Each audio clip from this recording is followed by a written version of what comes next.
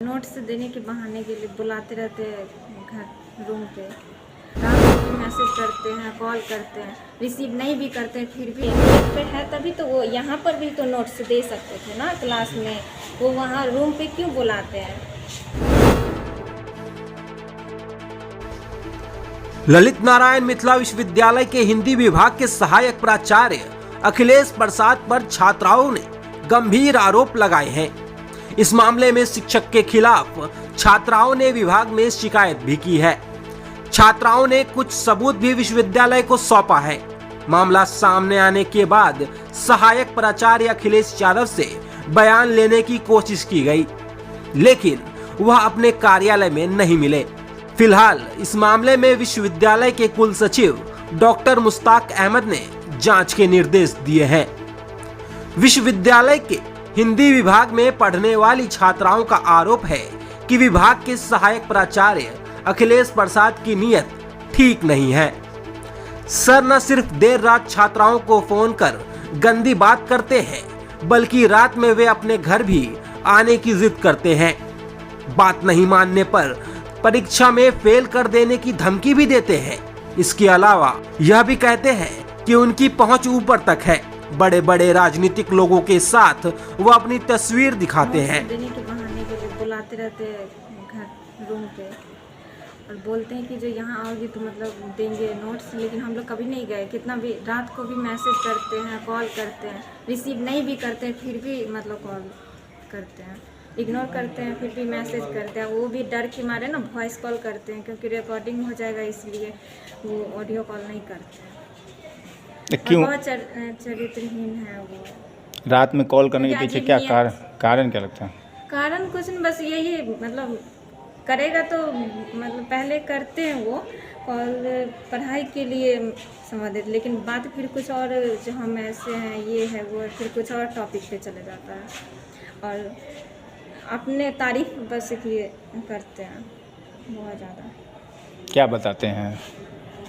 यही बताते हैं कि जो हम इतना लोकप्रिय हैं, हमको वो पसंद करता है, हमको यही सब, और क्या बोलेंगे। तो आपको उनके चरित्र पे भी सवाल उठा रही है, क्या उनके नियत पे कोई शक लगता है क्या? जी, नियत पे है तभी तो वो यहाँ पर भी तो नोट्स दे सकते थे ना क्लास में। वो वहाँ रूम पे क्यों बुलाते हैं? इसका मतलब है जो कुछ तो है, इसीलिए तो बुलाते हैं ना रूम पे। वो भी सिर्फ लड़कियों सबको ज़्यादा मतलब ये करते हैं। भय लगता है उनसे क्या आप लोगों को? नहीं, क्यों भय लगेगा, क्योंकि अब हम लोग समझ गए हैं कि जो वैसे हैं। पहले पता नहीं था कि जो उनका नेचर ऐसा है, अब पता चल गया है।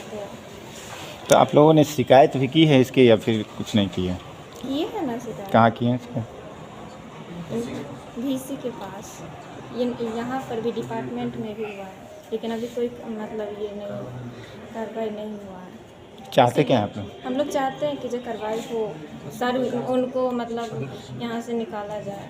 बहुत लड़की तो क्लास छोड़ दी, लेकिन मैं मतलब मुझे खुद वो कॉल करता है, मुझे भी किया कितना बार। मैं इग्नोर करती रहती, फिर भी वो कॉल करता, वो भी वॉइस कॉल।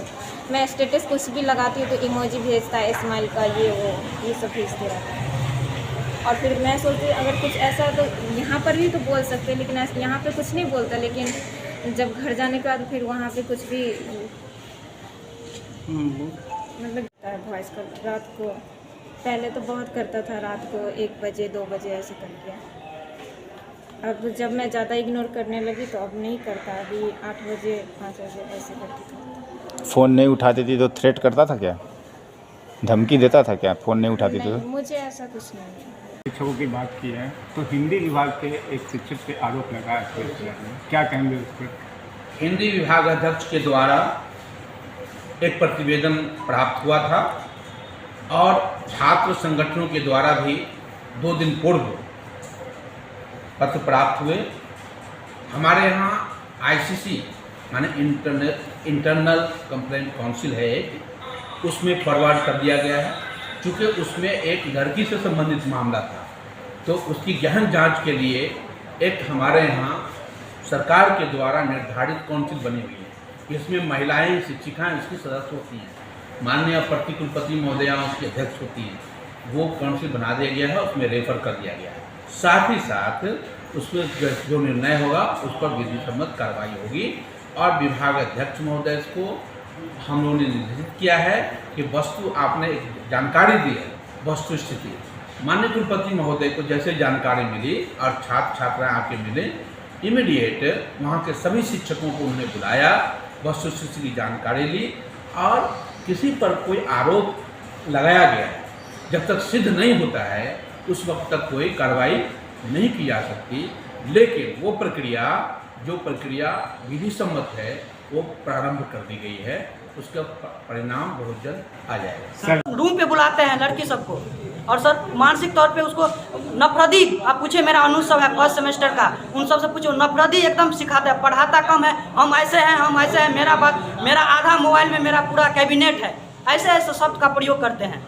और जो उनके बात में नहीं, क्योंकि सर मेरा मजबूरी है, हम गाँव से हैं, बिलोंग करते हैं, आना विभाग में, उनके बातें सुन के और डिमोटिवेट लड़कियों के साथ भी शोषण की बातें सामने आई है क्या? जी सर, बहुत शोषण आ रही, कितना लड़की तो कंप्लेन भी किए मौखिक तौर पे, लेकिन कोई समाधान नहीं हुआ तो वो लोग विभाग ही छोड़ दी, आती ही नहीं है कोई। जो तस्वीर व्हाट्सएप पे है उसमें वो अर्धनग्न स्थिति सर में क्या वो है? सीधा सर वो तो व्हाट्सएप कॉल करते हैं एक, और एक मौखिक रूप से सीधा बोल देते हैं।